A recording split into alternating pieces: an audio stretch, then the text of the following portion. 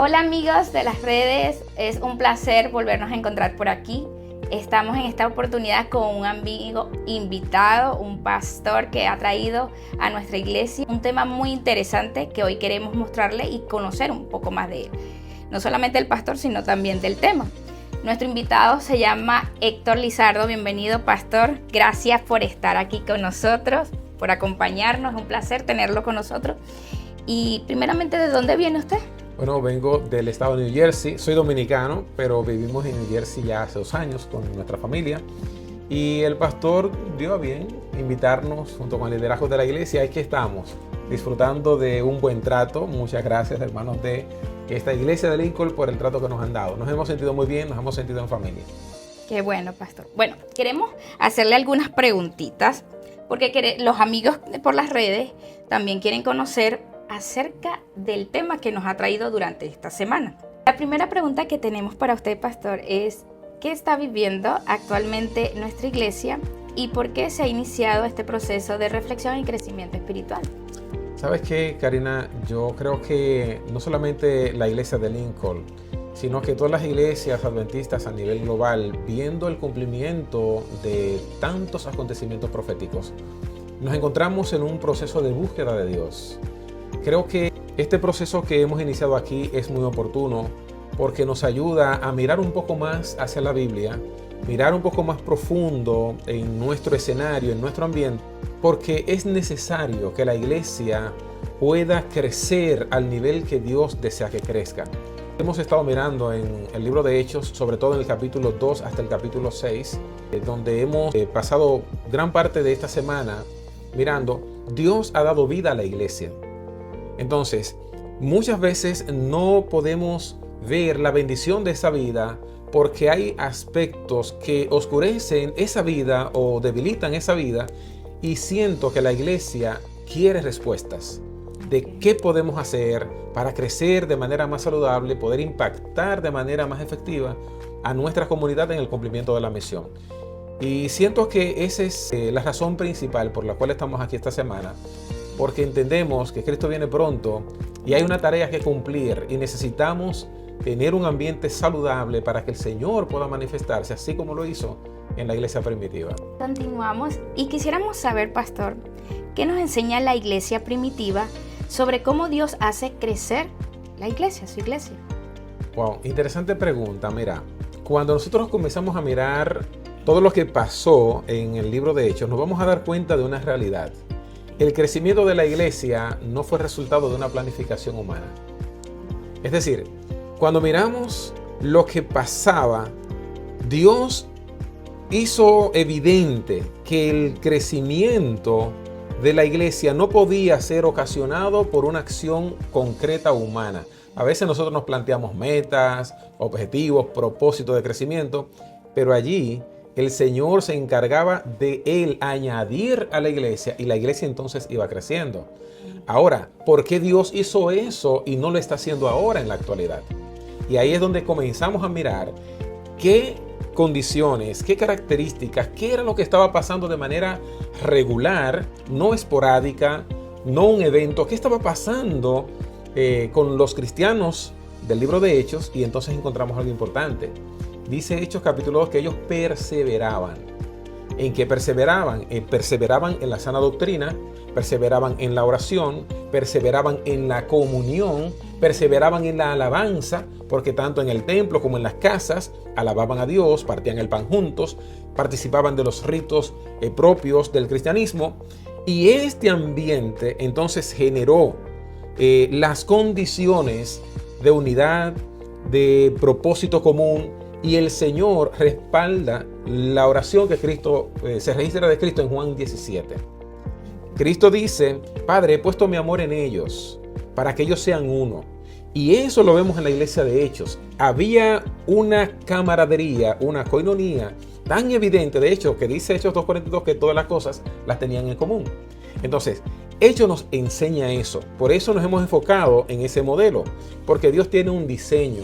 Y si nosotros como iglesia en el siglo XXI vivimos de acuerdo al diseño de Dios, el resultado natural va a ser el crecimiento. No por una planificación humana, Porque es que al ser humano no nos toca hacer crecer la iglesia. A nosotros no nos toca cuidar el ambiente. ¿Cómo? Bueno, ahí están las características. Perseverar, no simplemente tener, por ejemplo, tenemos un buen programa de 10 días de oración, pero hay gente que ya no vuelve a orar hasta el año que viene. Sí. Tenemos evangelismo ciertas etapas del año, pero hay gente que solamente hace evangelismo esas etapas. Pero estos hermanos de allá de la iglesia primitiva perseveraban en estas actividades. Era un acto común, era un acto constante, permanente. Y eso creo que nos enseña el libro de Hechos respecto a la pregunta que me acabas de hacer. Ok. Cuando hablamos de cuidar el ambiente, que ya lo dijo, ahora en este caso nuestro ambiente espiritual, ¿a qué nos referimos exactamente según el libro de Hechos? Oh, interesante. Mira, cuidar el ambiente, como veíamos por ejemplo esta mañana, un poquito con más de detalles, se trata de que el Señor nos atrae desde las tinieblas del mundo, donde estábamos lejos de Él, y nos atrae a su redil. ¿Ok? En su redil, cada persona tiene una responsabilidad y un privilegio a la vez. Es responderle positivamente a Dios la pregunta que Dios le hizo a Caín. ¿Cuál fue la pregunta que Dios le hizo a Caín en el Antiguo Testamento? ¿Dónde está tu hermano? En el Nuevo Testamento se da esa misma oportunidad. Por eso vemos, como te decía hace un rato, los hermanos tenían el amor de Jesús en sus corazones y nadie pasaba desapercibido.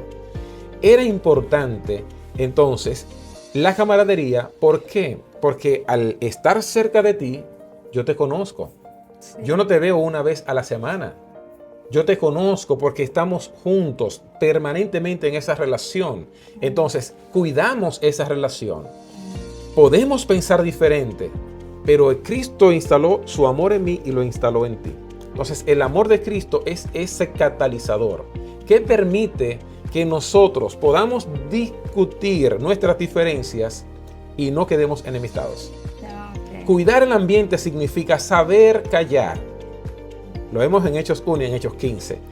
Cuidar el ambiente significa también que yo necesito tomar las decisiones correctas conforme me dice la palabra de Dios para proteger al que es débil en la fe. Tiene que ver con la humildad, mi humildad para contigo, mi trato afable, mi empatía, mi servicio, mi intercesión por ti, mi acompañamiento contigo. De eso básicamente se trata cuidar el ambiente. Tú te imaginas, la gente hoy está rodeada de personas, pero a la vez se siente solo. Sí.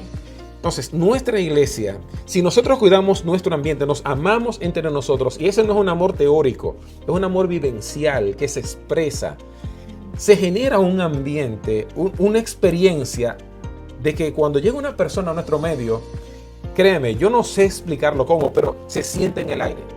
Se siente, ¿por qué? Porque aquí están los ángeles de Dios. Dice un texto en la Biblia, mirad cuán bueno y cuán delicioso es habitar los hermanos juntos y en armonía. Y de esos principios se trata.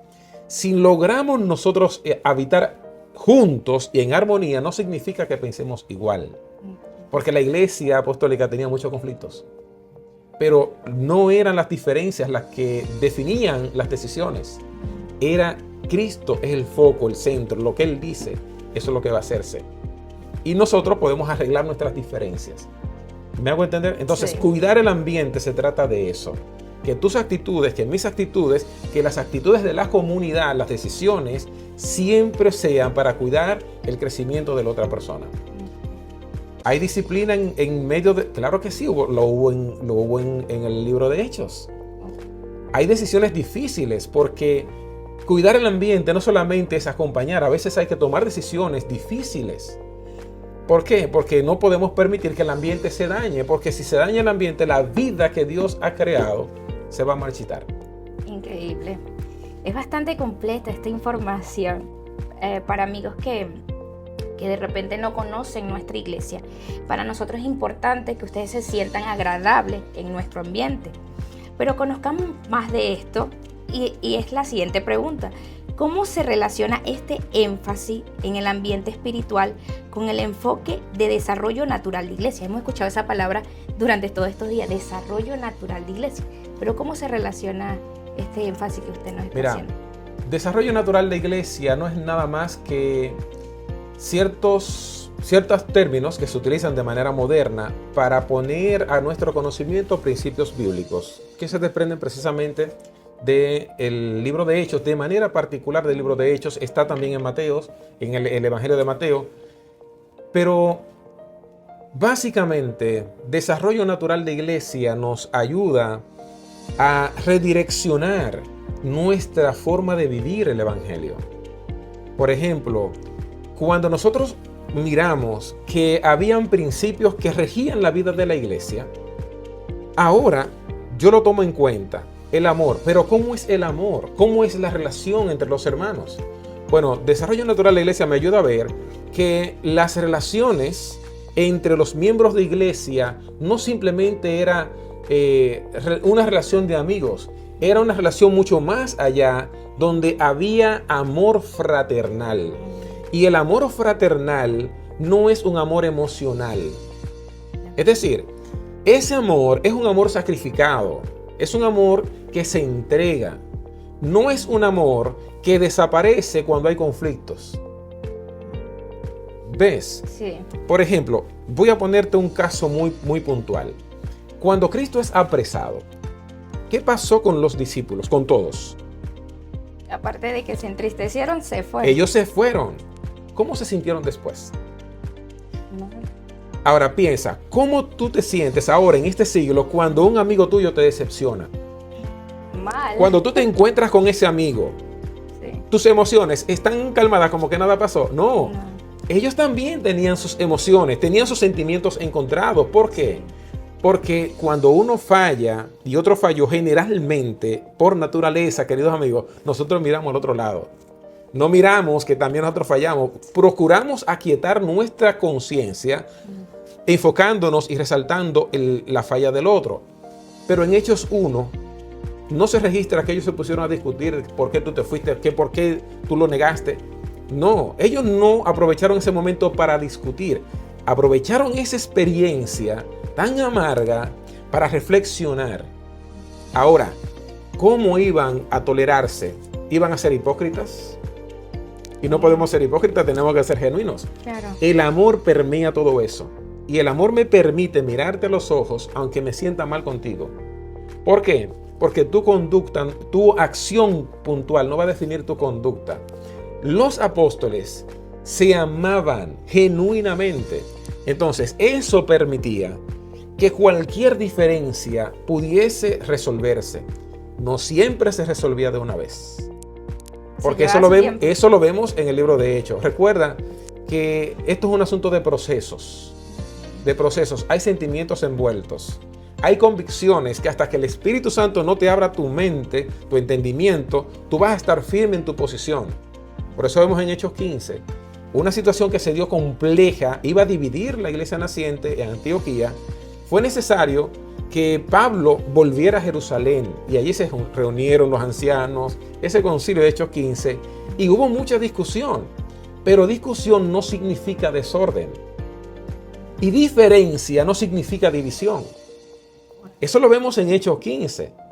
Dice el texto en Hechos 15 que hubo mucha discusión porque habían diferentes posturas que necesitaban ser expresadas. Y la iglesia en Hechos 15 toma un tiempo para escucharse. Qué maravilloso. Para escucharse. ¿Me hago entender? Sí. Entonces, de ahí aprendemos muchas cosas. Necesitamos nosotros poner en práctica lo que conocemos del Evangelio. Sí, totalmente. Entonces podemos decir que como es un proceso, tal vez no hay un tiempo específico en que se acabe el proceso, porque todo proceso puede llevarse un tiempo largo, un tiempo corto. Pero ¿qué se espera en sí de ese proceso para nuestra iglesia, para la vida que hacemos como miembro en la iglesia? Mira, como bien dices, no es un evento, porque ese perseveraban no era que vamos a hacer una campaña evangelística y se bautizaron 3,000 y ya no vamos a nuestros trabajos. No, era algo permanente, constante. aquello que no se evalúa, queridos amigos, no se puede mejorar. Una persona que no se autoanaliza al finalizar diciembre no puede saber cómo o qué medidas va a tomar para mejorar el resultado que tuvo el año pasado. Debe haber una autoevaluación. Y la iglesia también. La iglesia es un organismo. La iglesia es un organismo vivo, conformado por seres humanos. Entonces, necesitamos nosotros mirar hacia adentro y constantemente estar revisándonos. Y este proceso puede ser el proceso de toda nuestra vida. Pero necesitamos caminarlo juntos. Porque no se trata de que sea el equipo directivo. El equipo directivo, créeme, no va a funcionar. La iglesia en su conjunto debe decidir caminar el proceso, elegirlo.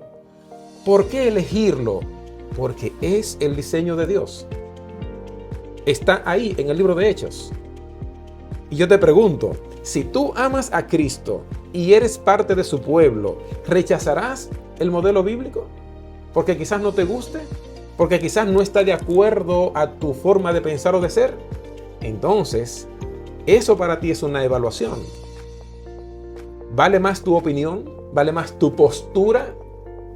En el libro de Hechos vemos que las posturas se dialogan, se analizan, se guarda silencio, se consulta a Dios, se escuchan testimonios, se escucha el Espíritu Santo y entonces se decide. Ese fue el proceso que transcurrió en el capítulo 15 de Hechos. Está allí. Vuelvo y te digo, desarrollo natural de iglesia es un término moderno, no lo vas a encontrar en la Biblia. Es una filosofía para conglomerar una serie de procedimientos, de pasos que hay que dar para que nosotros nos encaucemos en la Biblia. Pero los principios están allí. Así que yo te invito para que lo analices, lo socialices y mire a ver si de verdad son principios bíblicos. Cuando el Espíritu Santo te lo muestre y te convenza, procede, confía en Jehová, porque a ti te toca cuidar el ambiente donde Dios está obrando. Tú eres responsable, pero el único responsable de hacer crecer la obra es Dios. Amén. Qué interesante, pastor. Damos gracias a Dios porque nos ha permitido conocerle primeramente y por todo y cada uno de los mensajes que hemos escuchado durante esta semana. Porque no solamente nos lleva a vivir ahora, a comenzar a vivir este proceso, sino también a autorreflexionar, a autoevaluarnos y a mejorar. Porque queremos ver a Cristo, pero queremos verlo todos unidos, no individual también. Y queremos todos juntos llegar a la patria celestial. Y queremos invitarte a ti, amigo, que puedas mirar todo nuestro contenido que hemos preparado con este tema para que tú también te puedas alimentar, puedas autoevaluarte y puedas hacer del ambiente de tu iglesia el mejor, porque Cristo está en ella. Gracias por acompañarnos, gracias pastor por acompañarnos y seguirá estando con nosotros. Amén. Y esperamos que ustedes puedan seguir compartiendo nuestro contenido. Hasta una próxima oportunidad.